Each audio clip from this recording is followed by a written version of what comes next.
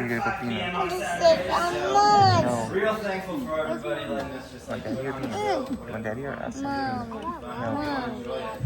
Mom. Take it with peanut. Thankful for Caitlin for stepping in as the new lead Mom. singer. Yeah.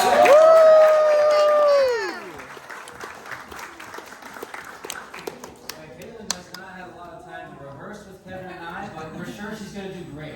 Great. I know all the songs, so. All right, cool. Let's just do like one first song. Yeah. Okay, great, yeah. All right, cool. Oh, I know this one. Fingers up, everybody.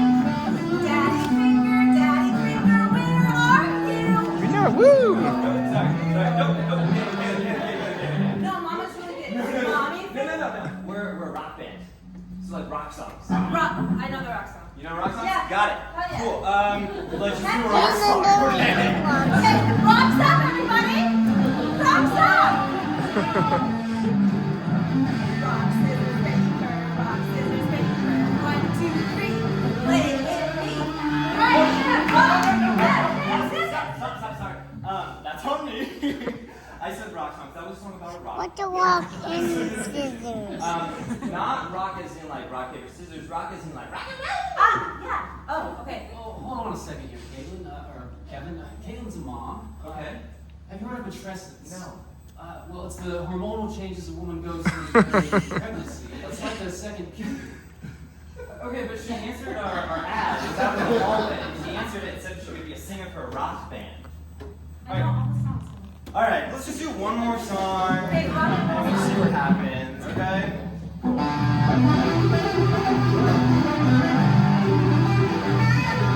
Everyone knows the song?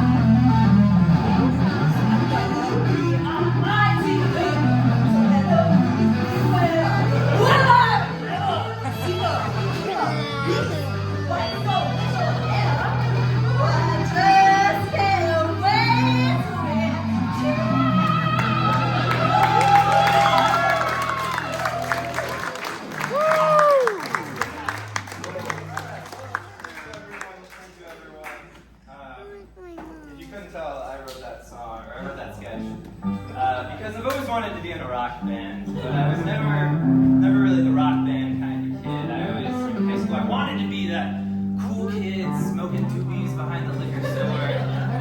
But the only bands that would accept me were the marching variety. My mom. Louder from there. The only bands that would accept me were the marching variety, not the rock variety.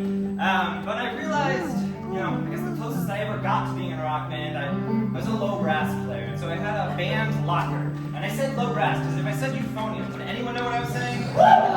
No! Liar! Didn't know what it was before you met me. And nobody knew what it was, and that's okay. But what it means is I had a big little band locker with a little combination lock on it. And one day I'm standing in my band locker room, fiddling with the combination lock, and I'm wearing a Baja, or a drug rub, as some people refer to it. I don't know if that's the current term. That's what we call them in 2012, Biddy. And I'm fiddling with the lock, and my band director, Mr. Leather, walks up, and yes, that was his real name, not just his OnlyFans account. Like this. And I have the Zoop House theme stuck in my head. If you're unfamiliar with Zoop House, it was a disposable plate with animal faces on it that had a very annoying theme song. And I'm sitting in my locker and I'm going, oink, oink, Zoop House, ribbit, ribbit, Zoop House make eating fun. And while I'm doing that, Mr. Leather, he walks up to me and he goes, Kevin, are you doing okay? And I go, yeah, Mr. Leather, I'm doing fine, and I keep doing my thing. And he's like, okay. And then he walks away. And I thought nothing of it. I didn't even think anything of it when 2 weeks later I was randomly selected for my high school's random drug screening program. Which of course I passed, because you heard earlier in the story when I referred to the activity as smoking doobies behind the liquor store. I didn't do any of that stuff, so of course I passed that test. And it wasn't even until 2 years later that I realized I actually kind of got a little close to that rock and roll lifestyle. Because like many rock stars with their run-ins with the law, Mr. Leather had narked me out.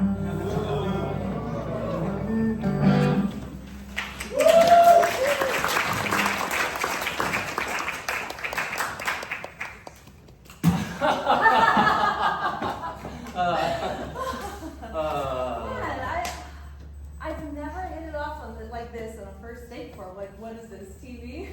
I feel the same way, Caitlin. I love the way you say my name. And I love whatever you said. Hey, listen, like, I'm in the merry-go-round of online dating, whatever. I actually have another date with someone else later tonight, but I'm like you. I think I'm going to cancel with him. Hey, waiter, I want more. get us some more wine. Another one? Hey, I'm gonna cancel my other date too. Block. That's the sound I make when I block someone without any warning. Love makes you insane. Love. You said love. I don't need this ticket. I can't believe I have these feelings for Donnie already. I just feel so good when I'm around him. I don't need It has nothing to do with the wine I just pounded. How do I even describe Kate? She's a chill hang.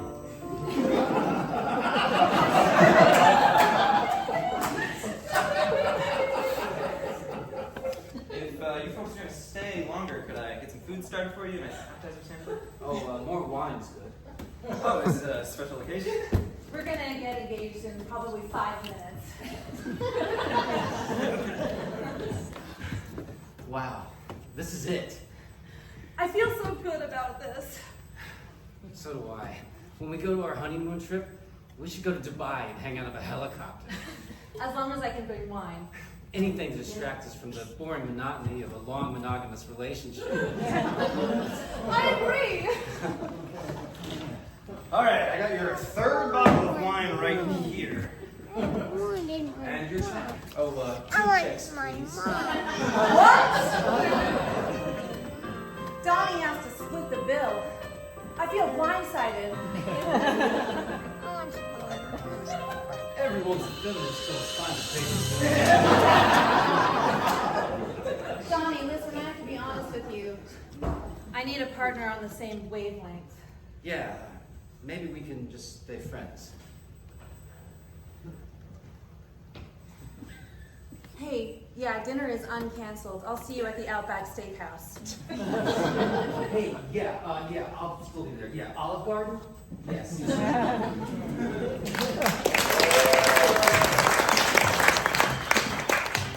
They paid without paying. They left without paying the bill. Modern dating, am I right? With all these apps and swiping, I'm serving more side eye than side dishes.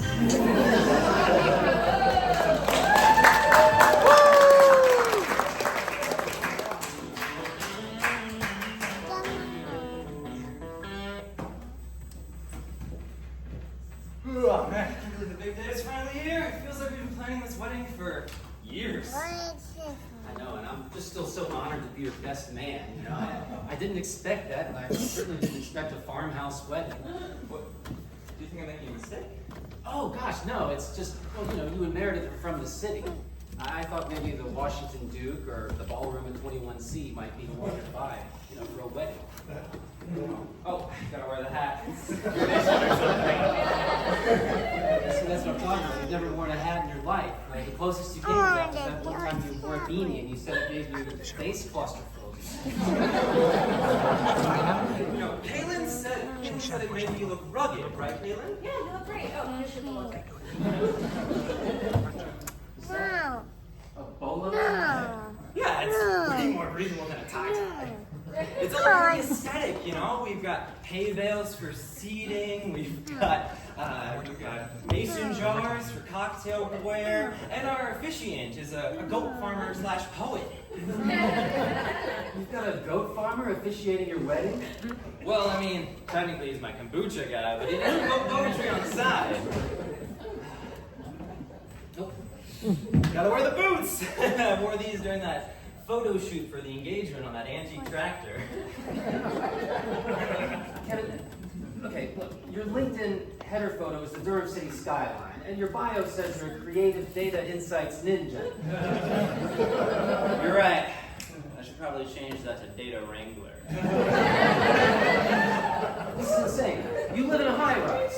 You once said the smell of mulch felt emotionally aggressive. Thanks for eliminating that, Caitlin. Yeah. Is that sorghum? Yeah. Delightful. Look, Kevin, I love you, man, but you're wearing Wrangler jeans under a tailored vest. Your DJ spinning vinyl out of a hay wagon, and I'm pretty sure I just saw a pig in a bow tie. Well, yeah, that's Winston. He's the ring bearer. You had a ring concierge meeting with Jules Smith 3 weeks ago. People change, all right? One moment, you're standing in line at a cafe or waiting to talk to a barista and order a macchiato and feeling awkward because you want to prove that you know what a macchiato is and it's not that thing that Starbucks label that says macchiato. And the next, you're branding a steer named Bartholomew. What? It was at the bachelor party. Kevin, you got...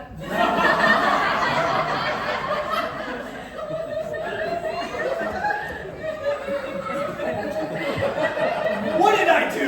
What did I do, Jake? You got blackout drunk at a mezcal bar in Wrigleyville and ordered 6 reviews of Murderlaugh on Etsy. Exactly. The vibe was born that night. Kevin, your lasso. Now, if you excuse me, I have to go practice the garter toss with a skeet launcher.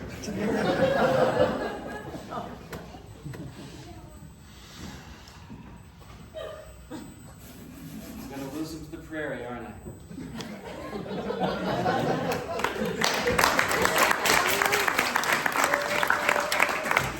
How's everyone doing today?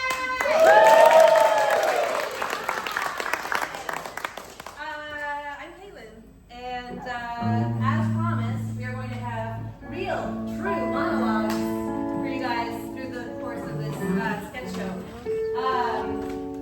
I was inspired to do this show when I went to Kevin and Meredith's wedding. Is Meredith here? Yeah, she did. Yeah, so I hadn't been to a wedding outside of the Mormon church before I went to Kevin and Meredith's wedding. And it was like really different from what I was used to. Like there were so many details that I wasn't used to. I mean, alcohol, obviously. But like so many parts of their wedding, like the ceremony was like little excerpts from beautiful like books and literature and poetry and opportunities for personalization that I didn't have when I had my wedding. And I just thought, I just didn't know. When I got married, my mom got a wedding planner, and I was really excited about that because I thought like I could use my Pinterest board, and there were like all these opportunities and whatever. Turns out the budget wasn't huge because I wanted a huge family. I have 6 siblings, and so I remember one time meeting. I went to my wedding planner's house, which was not typical, and she sat me down and she said, I've been talking to your mom, and she told me that you have been like had these like preferences and had things that were kind of impossible for her. And I just wanted to let you know that like this wedding, contrary to like what mainstream people think, is not your day. It's your family's day. So anyway, so from then on, it was like I would approve or disapprove of choices my mom made, and it was a beautiful day and it was awesome. But just like in general, at least growing up in my family, a very conservative Mormon family, anything that was emotional or like romantic was like played down. It was also a hyper masculine, like toxic masculine family. Stuff in that vignette was kind of like we tried to systematize it out, like make it logical. I have 2 brothers who had rating systems for girls they dated. My dad gave my mom a score, and yeah, I know. I'm getting so many gasps. What a comedy show. Anyway, also I've been like practicing this monologue to myself, so I don't even know what you guys are going to like. Anyway, so I'm actually grateful that I like systemized my dating life, because if it weren't for that, I wouldn't have. My husband was the 23rd first date I had in 3 weeks, and like that's, I don't know how true that is actually, but for my family it is. And when I met him, it was just like so obvious the chemistry with him versus the 22 other people that I had seen recently was just like totally completely different. And now, as a good Mormon woman, now that I have married and had children, I can die and I'm fine.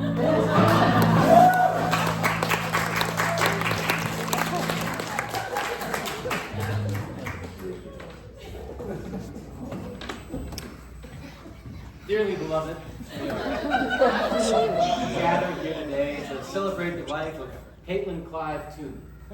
Caitlin was a wife, a mother, pillar to the community. Anyone who knew her knows it would be impossible to replace her.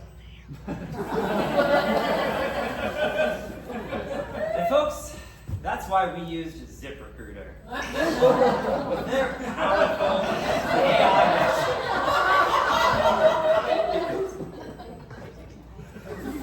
With their powerful AI matching system, we were able to find matches in minutes for mothers, wives, and even pillars of the community.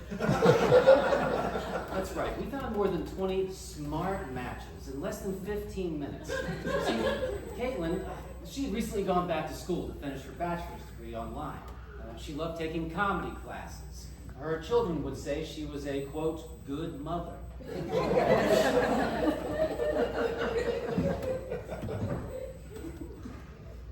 But Sarah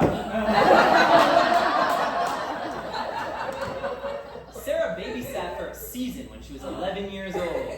That's way more than Caitlin had before she became a mom. And Sarah, she's had her degree and a job for over 10 years. Way better than Caitlin. Sarah has a special interest in French cuisine. Yeah, where are Caitlin's kids? Katya, where are you? What does your mom typically make for dinner? What do you want me Yeah, for chicken dinner? nuggets? Yeah, 5-year-olds, laughably uncultured, right? New mommy's gonna make French stuff, like fries. Now, we understand that using job recruitment tools to fill the role of wife is a little problem. After 8 years of marriage, though, eesh, that's a strictly professional relationship at best. I mean, Donald has one Aperol spritz, and he's ready for something a little more exotic than white bread cake. Sarah here is 17% Italian. Look, we don't want to blow this whole funeral out of the water. I mean, we know this is the best personal add-on service that anyone's ever seen. I mean, we get a personalized service and a replacement. I mean, come on. Yeah, we're humble, we're practical. We see an opportunity, we fill it. Found a match in minutes. Your mom is dead.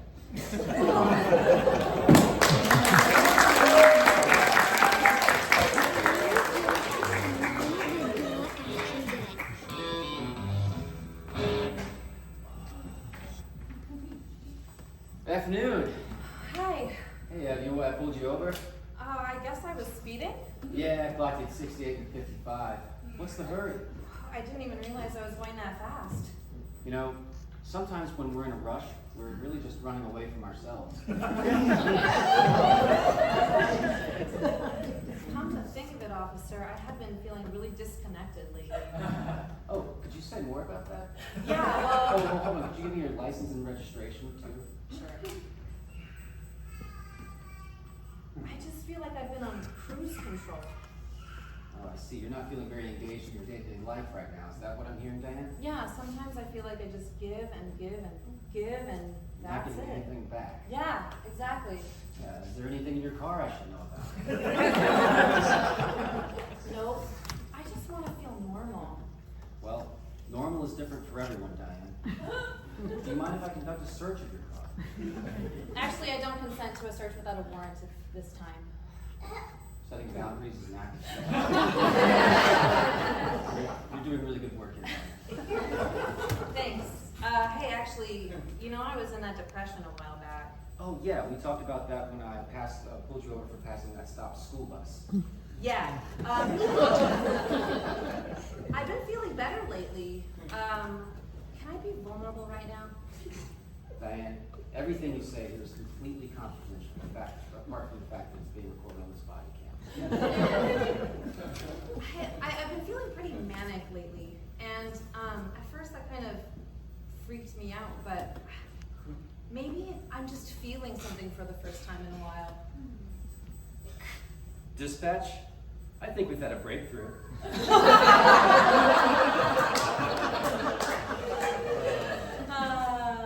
Oh, that's our time.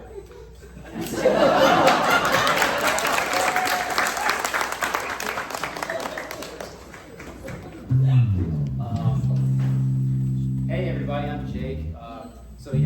Kevin's story reminded me of this. It was a story from school. It reminded me of another story from school. I went to UNC over here, and there's actually I got some Tar Heels. Yeah, nice. There's a castle on UNC's campus, right next to it. Has anybody heard about this? Yeah, what's it called? Imgul Castle. I've been inside. Oh! And I didn't have to be a member of some sort of demonic society in order to get inside. Yeah, so for the folks who don't know, you're probably like, what is he talking about? It's the headquarters of UNC's version of the Skulls and Bones, like this secretive college society who, like, you don't know who's in it. In fact, I shouldn't even be telling you this right now. But I was jogging one day after school. This is the visual for jogging, and I just happened to be going by it, and I decided to trespass. I checked the back door; it just happened to be unlocked, so I went in, checked it out, went up this spiral staircase. That's this big ballroom. There was knights in armor and like shields and stuff on the walls. Yeah, it's legit. And I go up the staircase to this kind of octagonal room that could probably fit on this stage here. And there are all these plaques. There's a plaque for each year with all the names of the people who were inducted that year. So I'm going around the wall to try to get to the current year. I'm going to date myself here. It was 2008. And lo and behold, somebody comes in while I'm in there. It was totally empty when I got in. And I'm thinking, oh crap, this person's going to find me and call the cops or whatever. So I hide. Luckily, they leave, and I just decide to leave because I didn't know if he's out there calling the cops or what. So I run out, and you know when a police siren goes off at exactly the right time when you're doing something? A police siren goes off like a couple streets over, and I just start running. Here's that visual again. So anyway, that's the time I trespassed into a castle.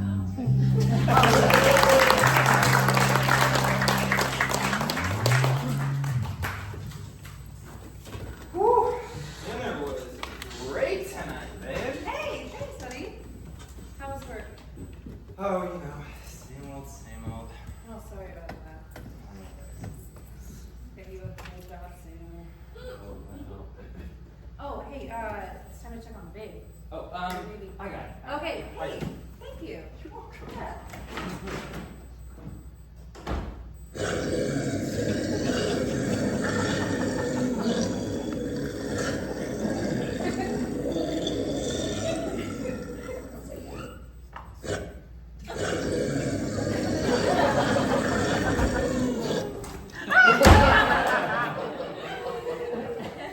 How was it in there? Every moment with a child is a blessing. He has your eyes. Oh, he has your smile. Oh my gosh. Oh. Do we need anything else? Sorry. Just checking the dishes. No, you're just putting those over there. Oh, yeah. My turn.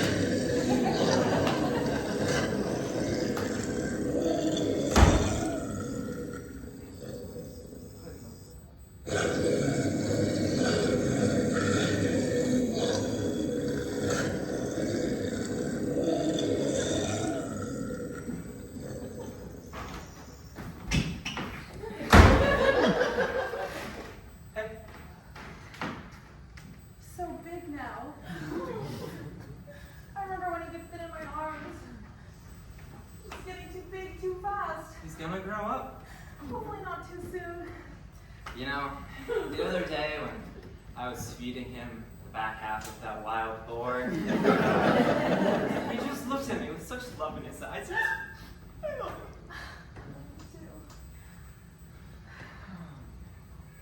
Really is the best. Sounds like he could use another cuddle. Okay.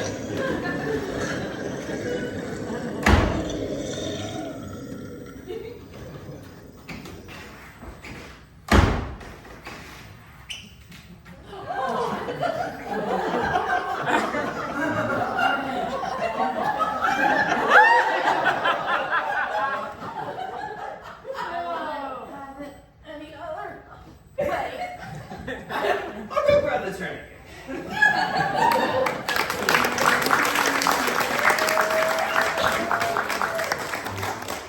Thank you, everyone.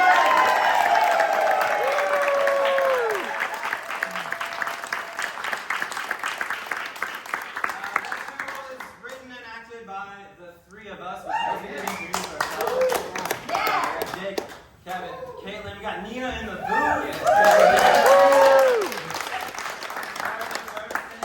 I'm sure all of you came exactly for this show and not the Secret Society show. But just stick around for that even if you didn't come for it because they're going to be great. The name of their group is... The Distractables! The Distractables!